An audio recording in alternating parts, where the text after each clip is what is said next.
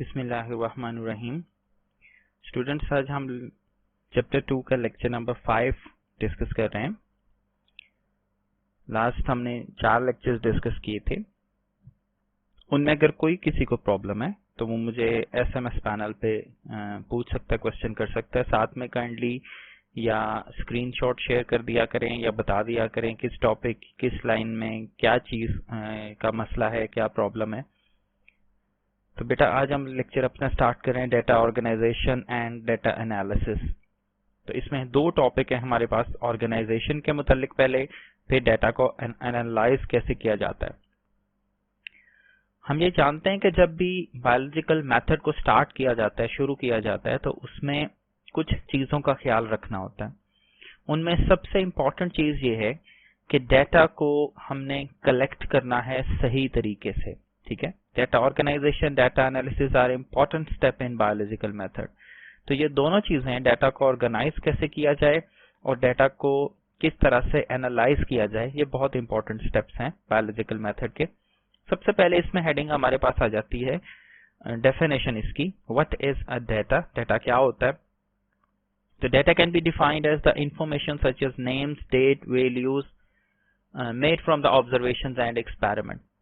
हमने जितने भी ऑब्जर्वेशंस की थी अपनी 5 सेंसेस से या एक्सपेरिमेंटेशंस किए थे, उनसे जो कुछ भी मालूमात हमें हासिल होंगी, वो चाहे किसी का नाम हो सकता है, डेट हो सकती है, कोई वैल्यू हो सकती है, या मलेरिया के केस में हमारे पास जितनी भी ऑब्जर्वेशन आ रही थी कि कितने लोग बाहर सोते हैं, उन्हें मलेरिया हुआ है या नहीं हुआ, कितने लोग नेट में सोते हैं, उन्हें मलेरिया हुआ है या नहीं हुआ, कितने लोग स्मोकी फायर के करीब सोते हैं, कितने लोगों ने मार्शी वाटर को ड्रिंक किया, ये तमाम चीजें जो है दिस इज आवर डेटा। ठीक है, कोई भी चीज जो हमें बायोलॉजिकल मेथड में हेल्प कर रही है वो किसी भी फॉर्म में हो सकती है, वो हमारा डेटा है। लेकिन ये सब बेटा रॉ डेटा है। रॉ डेटा का मतलब क्या होता है? बिखरा हुआ डेटा, स्कैटर्ड फॉर्म में डेटा है। जब तक इसको हम ऑर्गेनाइज नहीं करेंगे हमें इसकी ठीक तरह से समझ नहीं आएगी। जैसे मिसाल के तौर पे एएफए किंग ने, मैंने आपको जब बताया था एएफए किंग का एक्सपेरिमेंट, तो उसने 20 ऑब्जर्वेशंस इकट्ठी की थी और उस लेक्चर में ये मैंने आपको एक्सप्लेन किया था कि जिस तरह से एक मलेरिया का पेशेंट है, एक नॉर्मल बंदा है, नॉर्मल इंसान है, उनके पास जाके उन्होंने डिफरेंट उसके डेली की रूटीन जो है वो डिस्कस की, उनसे पूछी कि भाई आप हर दिन क्या करते हैं, कहाँ पे सोते हैं, क्या खाते हैं। उसके बाद जो इम्पोर्टेंट चीजें थी वो इकट्ठी करके उन्होंने ऑर्गेनाइज किया और ऑर्गेनाइज करके हमें बताया कि भाई ये 20 इंपॉर्टेंट ऑब्जर्वेशंस हैं जिनकी बेस पे हम आगे अपना नया हाइपोथेसिस जनरेट कर सकते हैं कि मॉस्किटोज इसमें इन्वॉल्व है। तो बिल्कुल इसी तरह से डेटा की ऑर्गेनाइजेशन बहुत जरूरी है। तो डेटा की ऑर्गेनाइजेशन में इंट्रोडक्शन हम जो स्टार्ट करेंगे उसमें एक है जी, in order to formulate and then to test hypothesis, scientist collect and organise data prior to the conducting experiment. It is very important for scientists to describe the data collection methods. अब इसमें 2 चीजें बताई गई हैं। पहली चीज यहाँ पे ये बताई गई है कि सबसे पहले जिस वक्त साइंटिस्ट ने एक्सपेरिमेंट्स करने हैं, एक्सपेरिमेंट करने से पहले साइंटिस्ट के लिए ये जरूरी है कि वो डाटा को कलेक्ट करे और उसके बाद उसे ऑर्गेनाइज करे। ये तमाम चीजें जरूरी होती हैं हाइपोथेसिस बनाने में और उसके बाद उसे टेस्ट करने के लिए। दूसरी इंपॉर्टेंट चीज जो यहाँ पे डिस्कस की गई है, it is very important for scientist to describe the data collection methods, कि डाटा को कलेक्ट किस तरह से किया गया है, इसका फायदा क्या है, अगली लाइन में वो भी मेंशन कर दिया है कि it ensures the quality of the experiment, के एक्सपेरिमेंट की क्वालिटी किस तरह से है। अब इसकी एग्जाम्पल मैं आपको एक डेली लाइफ एग्जाम्पल से इसको समझाता हूं। मिसाल के तौर पर एक साइंटिस्ट ने डिफरेंट सोर्सेस से डाटा कलेक्ट किया है। से हाइपोथेसिस एक बना लेते हैं कि पाकिस्तान के किसी एरिया में, मिसाल के तौर पर पंजाब के अंदर, जो हेपेटाइटिस के पेशेंट्स हैं इनकी तादाद जो है वो सिंध से ज्यादा है। ठीक है, तो इसको चेक करने के लिए वो साइंटिस्ट जो है डिफरेंट सोर्सेस से, हॉस्पिटल से डाटा को कलेक्ट करता है। फॉर्म्स दे के आता है डिफरेंट डॉक्टर्स को कि काइंडली आप इसको फिल करें, जो जो आपके पास पेशेंट्स आते हैं उसमें कितने हेपेटाइटिस के पेशेंट्स हैं, कितने पंजाब से ताल्लुक रखते हैं, कितने सिंध से ताल्लुक रखते हैं, ये कुछ इस तरह से करके वो एक फॉर्म बनाया, परफॉर्मा बनाया, वो डिफरेंट हॉस्पिटल्स में देता है। उसके बाद तमाम हॉस्पिटल जब वो कंप्लीट करते हैं वो वहां से कलेक्ट कर लेते हैं। अब यहाँ पे इशू ये क्रिएट होता है कि कुछ हॉस्पिटल्स तो इसे सीरियसली लेंगे और प्रॉपर अच्छे तरीके से उसे डाटा प्रोवाइड करेंगे, लेकिन कुछ लोग ऐसे भी अंदर होंगे जो डाटा ठीक तरीके से प्रोवाइड नहीं करेंगे। वो उसमें अपने पास से कुछ ऐड कर सकते हैं, कोई चीजें गलत इंफॉर्मेशन शेयर कर सकते हैं, या सिर्फ टेम्परेरी तौर पर अक्सर हमारे इर्द गिर्द भी कभी कोई फॉर्म फिल करवाएं तो हम अक्सर उसमें होता है कि ठीक की बजाय उसको एज अ मजाक के तौर पे लेते हैं और गलत इंफॉर्मेशन भी उसमें लिख देते हैं कई दफा। इससे एक्सपेरिमेंट की क्वालिटी बहुत ज्यादा मुतासिर होती है और एक्सपेरिमेंट में डैमेजिंग का खतरा भी आ जाता है। तो इन तमाम से बचने के लिए साइंटिस्ट के लिए जरूरी होता है कि सबसे पहले डाटा के मेथड्स को बताया जाए कि कहां से डाटा को कलेक्ट किया गया, कलेक्शन मेथड्स को डिस्क्राइब किया जाए। इससे हमें पता चल जाता है कि क्वालिटी ऑफ एक्सपेरिमेंट ठीक है या नहीं है। और इन केस अगर एक साइंटिस्ट कोई भी एक्सपेरिमेंट कर रहा है, उसके जो डेजिग्नेटेड रिजल्ट्स थे, जो वो रिजल्ट सोच रहा था, वो अगर रिजल्ट्स नहीं आते तो उसके बाद वो जब दोबारा से सारे डाटा को देख रहा होता है तो उसमें वो स्क्रूटनिंग कर सकता है, उनको छांट सकता है कि ये मैंने इस सोर्स से कलेक्ट किया था। मिसाल के तौर पर इनमें से 10 डाटा जो था, 10 फाइल्स तो मैंने खुद कलेक्ट की थी, तो ये तो गलत नहीं हो सकता। बाकी जो 10 फाइल्स थी वो डिफरेंट सोर्सेज से इकट्ठी की थी। अब उनमें ज्यादा शक इस फाइल पे है, फॉर एग्जांपल फाइल बी जो है ये मैंने इस हॉस्पिटल से कलेक्ट की थी या इस बंदे से पूछा था, इसमें गड़बड़ हो सकती है, इसका रिजल्ट्स को निकाल दो, फिर एक्सपेरिमेंट के रिजल्ट्स को चेक करते हैं। अगर रिजल्ट्स ठीक आ जाते हैं इसका मतलब कि उस डाटा के अंदर एरर था, उसमें गलती थी, और चूंकि हमने उसको साइड पे कर दिया तो हमें ये फायदा हासिल हो गया कि हम आसानी से अपने अच्छे रिजल्ट्स की तरफ, एक्यूरेट रिजल्ट्स की तरफ जा सकते हैं। इसके बाद सेकेंडली आगे कि डाटा को ऑर्गेनाइज किस तरह से किया जाता है। डाटा को ऑर्गेनाइज मुख्तलिफ फॉर्मेट्स में किया जाता है, जिनमें ग्राफ्स आ जाते हैं, टेबल आ जाते हैं, फ्लो चार्ट्स आ जाते हैं, मैप या डायग्राम। मतलब किसी भी डाटा को किसी भी शक्ल में तरतीब देने को डाटा ऑर्गेनाइजेशन बोलते हैं। ठीक है, तो इसमें एक हमारे पास हेडिंग आ जाएगी डाटा फॉर्मेट्स, कि डाटा को किस तरह से फॉर्मेट किया जाता है। फिर उससे पहले हमने जो डाटा कलेक्शन मेथड के बारे में लिखना है कि साइंटिस्ट के लिए जरूरी है कि डाटा कलेक्शन मेथड्स को डिस्क्राइब करें। इस सब की जो हेडिंग वाली एक सॉल्व कॉपी है, मैं वो भी पिक्चर्स में कोशिश करूंगा इसके साथ शेयर कर दूं ताकि आपको ये काफी आसानी हो, लेकिन कोशिश करना लेक्चर लाजमी सुना कीजिएगा। इसके बाद नेक्स्ट हमारे पास है बेटा डाटा एनालिसिस। डाटा एनालिसिस के अंदर हमने जो भी डाटा कलेक्ट किया है उसे ऑर्गेनाइज किया, अब उसे एनालाइज करना। तो हम सब ये जानते हैं कि डाटा एनालिसिस जो है वो नेसेसरी है, बहुत जरूरी है ये करने के लिए साबित कि हमारा हाइपोथेसिस जो था वो गलत था या ठीक था। ठीक है, उसे प्रूव या डिसप्रूव करने के लिए डाटा का एनालिसिस बहुत जरूरी है कि डाटा को एनालाइज किया जाए, और एक्सपेरिमेंटेशंस में हम ज्यादातर यही करते हैं, डाटा को एनालाइज करते हैं। It is done through the application of statistical method. तो स्टैटिस्टिकल मेथड को यूज किया जाता है डाटा को एनालाइज करने के लिए। यहाँ पे हम आपने जो फर्स्ट चैप्टर में स्टार्टिंग में पढ़ा था बायोस्टैटिस्टिक्स या बायोमेट्री, बायोमैथमेटिक्स, तो उस चीज को हम यहाँ पे यूज करते हैं कि मैथ्स या स्टैट्स के रूल्स को बायोलॉजी के अंदर ऐड करते हैं। तो यहाँ पे दो ऐसे मेथड बताए हैं स्टैट्स के जो हम इस्तेमाल कर रहे हैं। पहला है रेशो और दूसरा है प्रोपोर्शन। ये अपने नाम मैथ्स के अंदर सुने होंगे कि रेशो और प्रोपोर्शन क्या होता है। तो सबसे पहले हम इनको अलग-अलग से हेडिंग वाइज लेके चलते हैं। सबसे पहले रेशो की बात कर लेते हैं। इसकी डेफिनेशन क्या है? When a relation between two numbers, for example a and b, is expressed in the term of quotient a divided by b, it is called the ratio of one number to the other। दो मुख्तलिफ values हैं, दो मुख्तलिफ numbers हैं, तो जब हम उनको कोशंट की फॉर्म में, जिसको हम उर्दू में बटा भी बोलते हैं, डिवीजन भी बोलते हैं, इंग्लिश में उसको बाय भी बोल देते हैं, a बाय b, तो a ओवर b भी बोल देते हैं। तो जब हम कोशंट की फॉर्म में a डिवीजन b की फॉर्म में कोई भी चीज, तो डिफरेंट वैल्यूज को हम या नंबर्स को एक्सप्रेस करते हैं, तो दिस इज कॉल्ड रेशो। इसे रेशो कहा जाता है। मिसाल के तौर पर जैसे अभी इन्होंने बताया ये a रेशो b, ठीक है।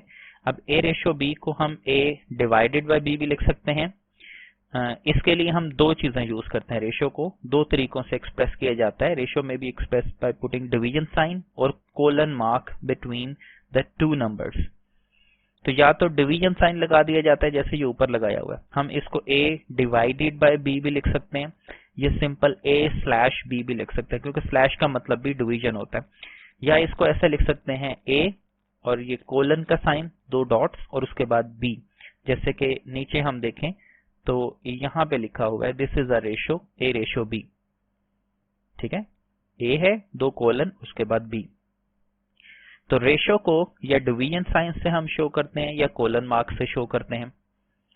इसके बाद मिसाल दे रहे हैं, for example the ratio between 50 malarial patient and 150 normal person is 1:3।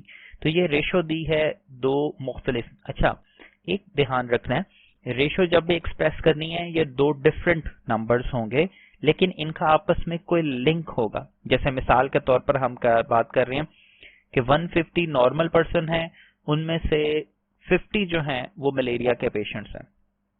ठीक है, हमने यानी समझ लें सिंपली 200 लोगों को चेक किया है, उनमें से 150 नॉर्मल हैं और 50 मलेरियल पेशेंट्स हैं। ठीक है, 150 में से ये 50 नहीं है, ये 50 उनके अलावा सेपरेट है। तो 200 को हमने चेक किया है तो 150 नॉर्मल है, 50 मलेरियल पेशेंट्स हैं। तो इनको जब हम रेशो वाइज चेक करेंगे तो मलेरिया के पेशेंट्स नॉर्मल पर्सन से 3 गुना कम हैं, या ये कह सकते हैं हम कि मलेरिया के पेशेंट से नॉर्मल पर्सन 3 गुना ज्यादा हैं। तो इनमें जो रेशो है वो 1:3 की रेशो है, क्योंकि 50 को अगर हम डिवाइड करते हैं 150 से तो 3 टाइम्स पे ये आंसर आ जाता है, यानी 50 3s are 150। या 150 को अगर हम डिवाइड करते हैं 50 पे तो वो 3 टाइम्स आएगा। तो इस चीज को हम बोलते हैं रेशो। रेशो बेसिकली किसी भी दो बड़ी वैल्यू की सिंप्लीफाइड फॉर्म होती है, छोटी से छोटी जो एक ऐसी निस्बत होती है या कोई ऐसा लिंक होता है जिसके जरिए हम बता सकते हैं कि ये इन दोनों चीजों में एक लिंक है या रिलेशन है। इसके बाद सेकंड चीज है दैट इज प्रोपोर्शन। इसकी डेफिनेशन आ जाती है, proportion mean to join the two equal ratio by the sign of equality. अब यहाँ पे देखना है दो बराबर रेशोज। एक रेशो तो हमारे पास ये होगी नॉर्मल पर्सन्स और मलेरियल पेशेंट्स। अब दूसरी रेशो भी ऐसी ही होगी, उसमें भी नॉर्मल पर्सन होंगे, मलेरियल पेशेंट होंगे, लेकिन उसकी तादाद चेंज हो सकती है। मिसाल के तौर पर हम कहते हैं 50 मलेरियल पेशेंट्स, 150 नॉर्मल पर्सन, और दूसरी तरफ हम कहते हैं 1 malarial patient and 3 normal person. तो ये भी एक रेशो है, ये भी एक रेशो है, यानी 50 रेशो 150 और 1:3। ये दो डिफरेंट रेशोज हैं लेकिन ये आपस में इक्वल हैं। ठीक है, तो इसलिए हम प्रोपोर्शन के अंदर क्या करते हैं, दो इक्वल रेशो को साइन ऑफ इक्वालिटी से मिला देते हैं। और इसकी एग्जांपल उन्होंने क्या दिया है, a ratio b is equal to c ratio d। अब अगर ये दोनों इक्वल हैं, फिर हमने दोनों डिफरेंट यहाँ पे अल्फाबेट्स क्यों यूज किए हैं, हमने ये क्यों नहीं लिखा a ratio b is equal to a ratio b, हमने c रेशो d क्यों इस्तेमाल किए, क्योंकि दिखने के तौर पे ये दोनों डिफरेंट हैं। यहाँ पे 50 है, यहाँ पे 150 है, यहाँ पे 1 है और 3 है। तो हम इसको लिखेंगे 50 a की जगह, 150 रेशो b की जगह इक्वल्स 1 यहाँ पे और 3 यहाँ पे। तो जब हम दोनों तरफ इसको सिंप्लीफाई करेंगे तो दोनों में आंसर 1:3 1:3 ही आ जाएगा।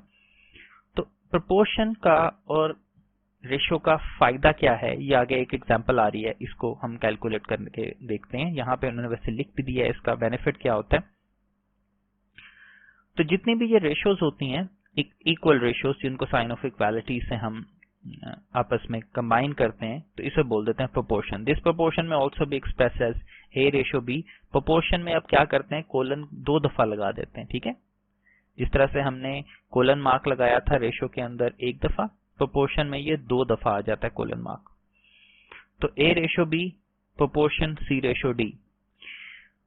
अब इसका benefit, when 3 values in a proportion are known, the fourth one can be calculated। the proportion के अंदर 3 values हमें पता हो तो चौथी को हम कैलकुलेट कर सकते हैं। मिसाल के तौर पर हम यही बात करते हैं कि अगर 50 मलेरियल पेशेंट 150 नॉर्मल पर्सन्स के साथ 50 मलेरियल पेशेंट्स हैं, तो अगर नॉर्मल पर्सन्स की तादाद हम 1 लाख कर दें तो फिर मलेरियल पेशेंट्स की तादाद कितनी आनी चाहिए अंदाजन। तो इस चीज को हम फाइंड आउट, ये जो चौथी चीज हमें नहीं पता उसे हम फाइंड कर सकते हैं इसी तरीके से। यहाँ पे एक डिफरेंट एग्जाम्पल मौजूद है, पहले इसको डिस्कस कर लेते हैं, बाद में दूसरी एग्जाम्पल भी उसको सॉर्ट आउट कर लेंगे। A biologist can calculate how many birds will get malaria when he allows to infect mosquito to bite 100 healthy sparrows। तो एक बायोलॉजिस्ट एक्सपेरिमेंट करना चाह रहा है जिसमें वो चेक करना चाह रहा है कि अगर 100 हेल्दी चिड़ियों को, सेहतमंद चिड़ियां, उनको उसने मॉस्किटो से बाइट करवाया तो उनमें से कितनी चिड़ियों को मलेरिया होगा। 100 को बाइट करवाया तो कितनों को मलेरिया हो जाएगा। इन प्रीवियस एक्सपेरिमेंट, पहले से एक एक्सपेरिमेंट में उसने ये चेक करके रखा हुआ है कि जब उसने 20 चिड़ियों को बाइट करवाया था तो 14 को मलेरिया हुआ था, यानी 6 को नहीं हुआ था, 14 को हो गया था। पहले से एक एक्सपेरिमेंट में उसने ये करके रखा हुआ है। अब इस एक्सपेरिमेंट के मुताबिक अगर हमने ये वाली वैल्यू साथ में ऐड कर दें तो हम चौथी वैल्यू फाइंड आउट कर सकते हैं कि अगर 20 चिड़ियों को बाइट करवाया था तो 14 को हुआ था मलेरिया, अब अगर 100 को बाइट करवाएंगे तो कितनों को मलेरिया होगा। तो इसको हम नेक्स्ट पेज पे ये इसको सॉल्व किया हुआ है। पहली रेशो क्या थी कि जब 20 स्पैरोस को बाइट करवाया था तो उनमें से 14 को मलेरिया हुआ था। 20 को जब बाइट करवाया था तो 14 को मलेरिया हो गया था।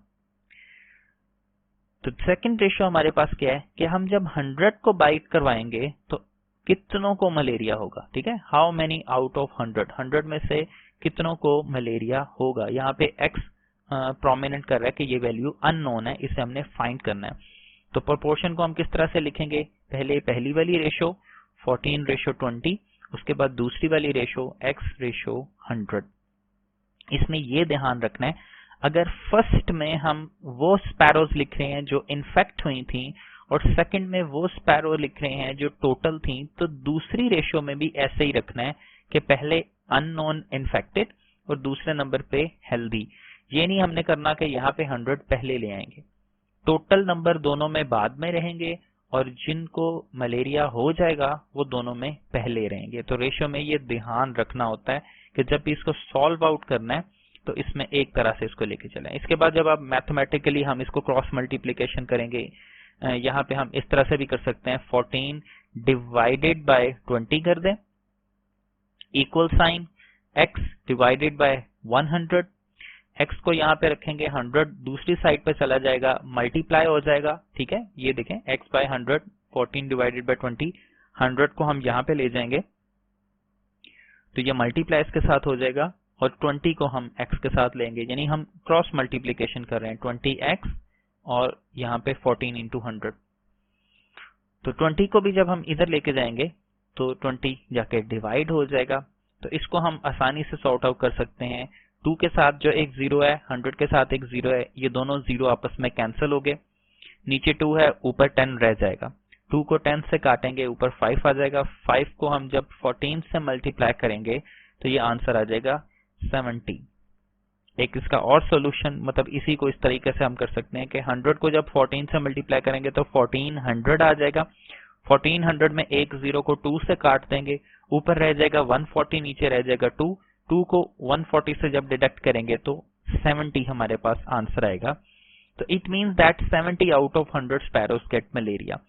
तो प्रीवियस एक्सपेरिमेंट से उसे ये पता चल गया कि अगर 20 चिड़ियों को बाइट करवाया था, 14 को मलेरिया हुआ था, तो अब अगर 100 को करवाऊंगा, अभी ये काम उसने करवाया नहीं है, ये पहले से चेक एनालिसिस करना चाह रहे हैं, एक अंदाजा लगाना चाह रहे हैं कि अगर हम 100 स्पैरोज को बाइट करवाएंगे तो 70 को फिर होना चाहिए। फिर वो ये एक्सपेरिमेंट करके देखेगा, अगर इसके करीब रिजल्ट्स आते हैं, करीब तरीन रिजल्ट्स आ जाते हैं, दैट मीन इसने जो रेशियो प्रोपोर्शन, जो स्टैट्स का फॉर्मूला इस्तेमाल किया है, इससे फायदा होगा। अच्छा बेटा, इसको हम बायोलॉजी में इस्तेमाल कहाँ पे करते हैं? मिसाल के तौर पर फॉर एग्जाम्पल हमने ये बताना है, किसी बायोलॉजिस्ट ने बताना है कि एक फॉरेस्ट के अंदर एंट्स की तादाद कितनी है।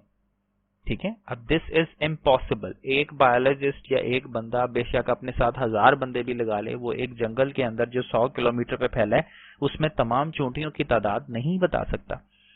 तो इसका एक आसान हल क्या करेंगे कि वो 100 किलोमीटर के एरिया को मुख्तलिफ सेगमेंट्स में वो 1-1 मीटर में डिवाइड कर लेगा। 100 किलोमीटर को एक एक मीटर के बॉक्सेस में डिवाइड कर लेगा। ठीक है, जैसे ग्राफ पेपर होता है ना, उस तरह से बॉक्सेस में डिवाइड कर लेगा। अब उसमें से रैंडमली 2, 4, 5 जगहों पे 1 मीटर के बॉक्स के अंदर वो एंट्स की तादाद को चेक करने की कोशिश करेंगे, उनको एनालाइज करेंगे। अगर ये तादाद पता चल जाती है तो इसको हम इसी रेशो प्रोपोर्शन के मुताबिक के फॉर एग्जांपल हमने 1 मीटर के अंदर हमने चेक की थी, फॉर एग्जांपल यहाँ पे हम ले लेते हैं 1 मीटर के अंदर हमने चेक की थी तो एंट्स इतनी आई थी। तो अगर हम इसको पूरे जंगल 100 किलोमीटर पे चेक करेंगे तो एंट्स की तादाद कितनी आएगी। इस तरह से हम करके रेशो प्रोपोर्शन से ये अंदाजा लगा सकते हैं। तो ये एक हेल्प करता है बायोलॉजी को या बायोलॉजिस्ट को या किसी भी साइंटिस्ट को कि वो एक बड़े डाटा पे काम करने से बच जाए, वो छोटे डाटा पे काम करे और उसके बाद अंदाजा लगा ले कि बड़े डाटा पे इस तरह से। मिसाल के तौर पर अक्सर हमें कहा जाता है कि पाकिस्तान में इतने लोग पढ़े लिखे हैं। कभी हमसे तो किसी ने नहीं आके पूछा कि आप पढ़े लिखे हैं या नहीं है, तो ये कैसे पता चल जाता है? ये पाकिस्तान में इतने लोग इसको सपोर्ट कर रहे हैं, इतने लोग इसको सपोर्ट कर रहे हैं, कैसे पता चल जाता है? तो इसका तरीका यही होता है कि थोड़े से लोगों के ऊपर ये सर्वे किया जाता है और उनके जो नताइज होते हैं, उनकी जो परसेंटेज निकलती है, उसी को हम पूरे पाकिस्तान की पॉपुलेशन के साथ रेशो प्रोपोर्शन के इस फॉर्मूले से लिंक कर देते हैं कि पाकिस्तान की इतने % आबादी जो है वो इसके हक में, इतने % आबादी इसके हक में नहीं है। ठीक है, इसके बाद नेक्स्ट हमारे पास है mathematics as the integral part of scientific process. तो बेटा ये आपने ऊपर जो भी एग्जांपल देखी है, इससे ये तो पता चल जाता है कि बायोलॉजी के अंदर मैथमेटिक्स का बहुत इंपॉर्टेंट रोल है। स्टैटिस्टिक्स हो या मैथ हो, इसका बहुत इंपॉर्टेंट रोल है। अब इसमें कुछ एप्लीकेशंस बताई हैं। Biological method also involve the use of applied mathematics to solve biological problem. Biological problem को सॉल्व करने के लिए मैथमेटिक्स में जो अप्लाइड मैथमेटिक्स है, जो इसकी एडवांस फॉर्म है, उससे भी हम यूज करते हैं। Major biological problem in which knowledge of mathematics is used include the gene finding, protein structure and protein-protein interaction etc. 3 examples यहाँ पे हमें दी हैं। पहला जीन फाइंडिंग, दूसरा प्रोटीन स्ट्रक्चर और तीसरा प्रोटीन-प्रोटीन इंटरेक्शंस। ये 3 चीजों में एग्जाम्पल से समझाया। इसके अलावा भी बेशुमार हमारे पास ऐसी चीजें जिनमें मैथमेटिक्स यूज होती है। तो ये 3 चीजें बताई हैं कि जीन को फाइंड करना हो या प्रोटीन के स्ट्रक्चर को देखना हो या प्रोटीन के प्रोटीन्स के साथ इंटरेक्शंस को देखना हो, इन तमाम के लिए हमें मैथमेटिक्स की जरूरत पड़ती है, क्योंकि इतने बड़े डाटा को हम खुद से इंसानी दिमाग के मुताबिक इसको ठीक तरह से नहीं करते। इसी तरह से आपको पता है हमारा डीएनए काफी बड़ा होता है, हमारे अंदर सेल्स होते हैं, सेल्स में डीएनए होता है। तो डीएनए का डाटा भी सारा कलेक्ट करने में, उसको ऑर्गेनाइज करने के लिए, उसको मैनेज करने के लिए भी हम मैथमेटिकल सॉफ्टवेयर्स को इस्तेमाल करते हैं। उसमें कंप्यूटर का साथ रोल आ जाता है, साथ में मैथ्स का रोल आ जाता है। यानी हमेशा 2 से 3 ब्रांचेस मिलके काम कर रही होती हैं साइंस में। कोई भी साइंस का फील्ड हो, उसमें हमेशा 2 से 3 ब्रांच। मिसाल के तौर पर आप फिजिक्स में न्यूमेरिकल सॉल्व कर रहे हैं तो उसमें फिजिक्स भी है, साथ में मैथमेटिक्स भी है। ठीक है, उसमें कोई काइनेटिक्स हो, अगर वो चीज मूव कर रही है उसमें काइनेटिक्स की ब्रांच भी आ जाएगी। तो हमेशा जब भी साइंस में कोई भी एक्सपेरिमेंट करते हैं, कुछ भी पढ़ते हैं, कोई भी ऑब्जर्वेशन करते हैं, तो उसमें 2 से ज्यादा ब्रांचेस हमेशा काम कर रही होती हैं। इसी तरह से आगे एक और ब्रांच के मुतालिक बताया बायोलॉजी की, बायो इन्फॉर्मेटिक्स। तो बायो इन्फॉर्मेटिक्स वो ब्रांच है जिसमें कंप्यूटर को हम साथ में इस्तेमाल करते हैं और साथ में स्टैट्स, कंप्यूटर और मैथ, जैसे मैंने अभी आपको बताया। तो इसकी ये डेफिनेशन है, शॉर्ट क्वेश्चन में पूछ लिया जाता है व्हाट इज बायोइन्फॉर्मेटिक्स। तो it is refer to the computational and statistical technique for the analysis of biological data. ठीक है, तो बायोलॉजिकल डाटा को एनालाइज करने के लिए अगर हम कंप्यूटर और स्टैट की टेक्निक यानी रेशियो प्रोपोर्शन को या कोई और इस तरह से समेशंस के फॉर्मूलाज होते हैं, इस तरह से आप मैथ्स में डिफरेंट चीजें ये स्टैट की डिस्कस करते हो, तो ये तमाम चीजों को अगर हम देखें तो वो बायो इन्फॉर्मेटिक्स के अंदर ये हमें रोल प्ले करती हैं और इम्पोर्टेंटली हमें हेल्प करती हैं। ठीक है, तो बेटा ये आज का टॉपिक था। इंशाल्लाह नेक्स्ट हम चैप्टर नंबर 3 को स्टार्ट करेंगे। इससे रेलेवेंट कोई क्वेश्चंस, कोई भी क्यूरीज हों तो वो आप काइंडली अपने SMS जो है उसके थ्रू मुझे सेंड कर सकते हैं। इसके अलावा आप मुझे मेल कर सकते हैं, वो मेल एड्रेस भी मैं डिस्क्रिप्शन में बता दूंगा आपको, अलग से इसमें गाइडलाइन के तौर पे दे दूंगा। और प्लस ये कि आपको जो सॉल्व्ड इसकी कॉपी है हेडिंग्स के साथ किस तरह से, क्योंकि कुछ बच्चों को पीछे प्रॉब्लम आ रही थी कि किस हेडिंग में क्या चीज लिखनी है, जो अनसॉल्व्ड कॉपी होती थी उसमें से इशू आते थे। तो solve copy as a picture इसके साथ अटैच कर दूंगे। लेकिन बेटा ये ध्यान रखना है कि लेक्चर लाजमी एक दफा सुन लिया करिए, ताकि आपको उसमें कुछ एक्स्ट्रा जो बुक के अलावा जो एग्जाम्पल्स हैं वो समझने में आसानी हो। ठीक है, चलें, अस्सलाम वालेकुम रहमतुल्लाहि व बरकातहू।